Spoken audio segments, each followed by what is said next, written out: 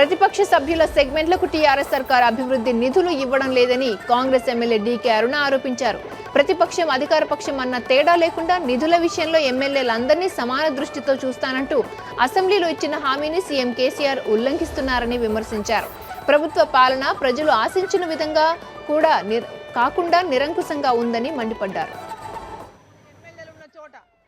వాళ్ళ మంత్రులున్న చోట ఈరోజు తెలంగాణ రాష్ట్రం నిధులంతా కూడా ఒకే చోట గుమ్మరిస్తూ ఈరోజు కొన్ని ప్రాంతాలపైన వివక్ష చూపుతూ కాంగ్రెస్ పార్టీ ఎమ్మెల్యేలు ఉన్న చోట అభివృద్ధిని దూరం చేస్తూ అంటే టీఆర్ఎస్ పార్టీలోకి వస్తేనే మీకు అభివృద్ధి సాధ్యమవుతుంది, టీఆర్ఎస్ పార్టీలోకి లేకపోతే అక్కడ అభివృద్ధి జరగదు అనేటటువంటి